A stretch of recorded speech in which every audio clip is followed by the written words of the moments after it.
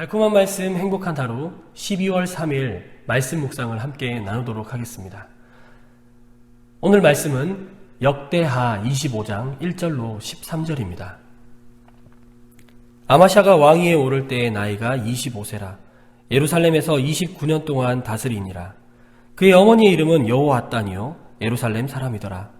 아마샤가 여호와께서 보시기에 정직하게 행하긴 하였으나 온전한 마음으로 행하지 아니하였더라. 그의 나라가 굳게 섬에 그의 부왕을 죽인 신하들을 죽였으나 그들의 자녀들은 죽이지 아니하였으니 이는 모세의 율법책에 기록된 대로 함이라. 곧 여호와께서 명령하여 이르시기를 자녀로 말미암아 아버지를 죽이지 말 것이요 아버지로 말미암아 자녀를 죽이지 말 것이라. 오직 각 사람은 자기의 죄로 말미암아 죽을 것이니라 하셨더라. 아마샤가 유다 사람들을 모으고 그 여러 족속을 따라 천부장들과 백부장들을 세우되 유다와 베냐민을 함께 그리하고 20세 이상으로 계수하여 창과 방패를 잡고 능히 전장에 나갈 만한 자 30만 명을 얻고 또 은 100달란트로 이스라엘 나라에서 큰 용사 10만 명을 고용하였더니 어떤 하나님의 사람이 아마샤에게 나와서 이르되 왕이여 이스라엘 군대를 왕과 함께 가게 하지 마옵소서. 여호와께서는 이스라엘 곧 에브라임 자손과 함께 하지 아니하시나니 왕이 만일 가시거든 힘써 싸우소서. 하나님이 왕을 적군 앞에 엎드러지게 하시리이다. 하나님은 능히 돕기도 하시고 능히 패하게도 하시나이다 하니 아마샤가 하나님의 사람에게 이르되 내가 100달란트를 이스라엘 군대에게 주었으니 어찌할까? 하나님의 사람이 말하되 여호와께서 능히 이보다 많은 것을 왕에게 주실 수 있나이다 하니라. 아마샤가 이에 에브라임에서 자기에게 온 군대를 나누어 그들의 고향으로 돌아가게 하였더니 그 무리가 유다 사람에게 심히 노하여 분연히 고향으로 돌아갔더라. 아마샤가 담력을 내어 그의 백성을 거느리고 소금 골짜기에 이르러 세일 자손 10,000명을 죽이고 유다 자손이 또 10,000명을 사로잡아 가지고 바위 꼭대기에 올라가서 거기서 밀쳐 내려뜨려서 그들의 온몸이 부서지게 하였더라. 아마샤가 자기와 함께 전장에 나가지 못하게 하고 돌려보낸 군사들이 사마리아에서부터 베도론까지 유다 성읍들을 약탈하고 사람 3,000명을 죽이고 물건을 많이 노략하였더라. 아멘. 요아스 왕 다음에 남유다의 왕이 바로 오늘 나온 아마샤 왕입니다. 근데 이 아마샤 왕은 하나님께 이렇게 절반만 이렇게 다 순종한 게 아니라 절반만 순종한 왕이었습니다. 함께 2절을 보시면 아마샤가 여호와께서 보시기에 정직하게 행하기는 하였으나 온전한 마음으로 행하지 아니하였더라. 그 정직하게 행한 것이 무엇인지 한번 살펴보면 3, 4절에 나오죠. 그의 나라가 굳게 섬에 그의 부왕을 죽인 신하들을 죽였으나 그러니까 그의 아버지 선왕이었던 요아스 왕을 이렇게 모략해서 죽인 그 신하들을 죽였어요. 그런데 4절에 보시면 그들의 자녀들은 죽이지 아니하였다. 이게 신명기 24장 16절에 나오는 내용입니다.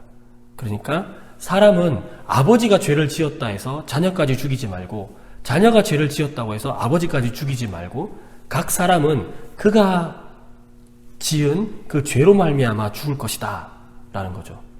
거기 친절하게 설명도 나와 있습니다. 이것이 하나님 보시기에 정직하게 행하였으나 하는 부분이에요. 그리고 보면 천부장과 백부장을 세우는 것까지는 좋았습니다. 그리고 창과 방패를 잡고 능히 전쟁에 나갈 만한 20세 이상의 그 장수들을 모으는 것조차도 괜찮았습니다. 30만 명. 그러나 온전한 마음으로 행하지 아니하였다 하는 그 부분에서 보면 은 100달란트. 은 100달란트가 아마 3.4톤 정도가 될 거예요. 그럼 100달란트로 이스라엘에서 큰 용사들을 기용한 거예요. 10만 명 기용한 거죠. 근데 그렇게 고용을 했더니 하나님의 사람이 아마샤에게 나타났습니다. 그래서 이렇게 얘기했어요. 이스라엘 군, 타락한 그 이스라엘 군, 우상을 숭배하는 그 이스라엘 군대와는 하나님께서 함께 하시지 않습니다. 그러니 만약에 왕이 이스라엘 군대와 함께 가면 하나님께서 함께 가시지 않습니다. 라고 경고합니다. 그런데 그 경고의 내용을 아마샤가 받아들여요. 근데 또 절반만 받아들여요. 그러면 내가 은 100달란트 낸 거는 은 100달란트 낸 거는 어떡하냐. 그랬더니 그 하나님의 사람이 하나님 그거보다 더 좋은 거 줍니다. 더 많이 줍니다. 이렇게 해서 30만 명을 거느리고 에돔 족속과 싸우러 갑니다.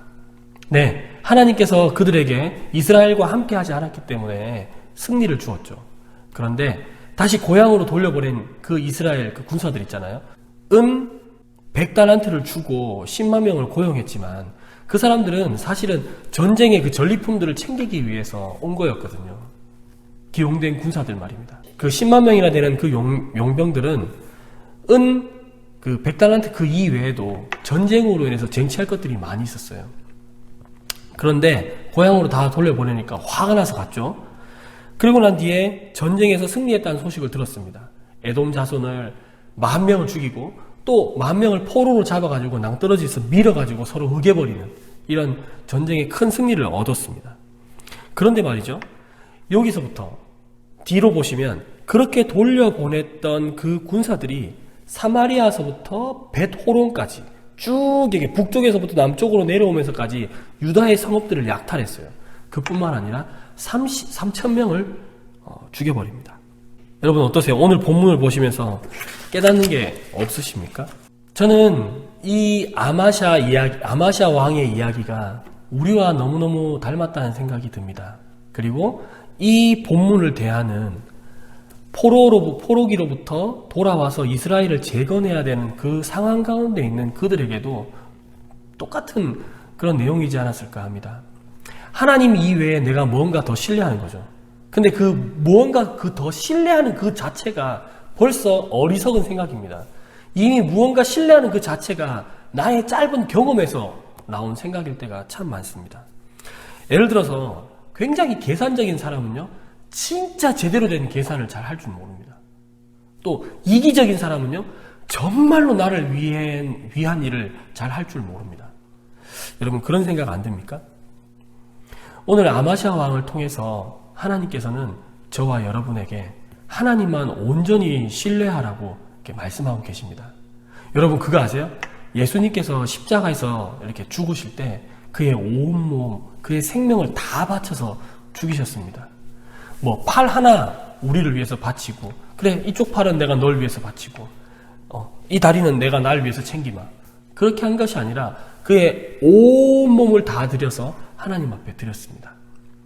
똑같습니다. 순종이라는 것은요, 1%, 2%, 3%, 4%, 뭐 5%, 10% 그렇게 제외하고 하나님 앞에 순종할 수 있는 것이 아닙니다.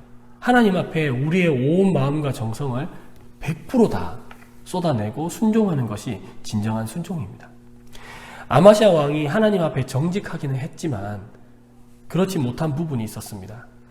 여러분 삶에서 어떤 것들이 있을까요? 여러분 삶에서요. 혹시 여러분은 힘들고 어려운 그 순간에 하나님을 의지하기보다 또 다른 무언가를 의지하고 있지 않습니까? 혹시 통장의 잔고인가요? 아니면 무언가 의지할 만한 사람입니까? 여러분 하나님께서는 하나님을 온전히 의지할 사람을 찾으십니다. 한번 두고 보십시오. 나 100달란트 어떡합니까? 라는 그 말에도 하나님은 하나님 더 좋은 거 줍니다 하고 전쟁에 승리케 하시고 또 더 좋은 것으로 하나님은 우리에게 주시지 않습니까? 하나님은 하나님을 의지하는 자를 찾고 계십니다. 저와 여러분이 오늘도 100% 순종하는 그런 날이 되었으면 좋겠습니다.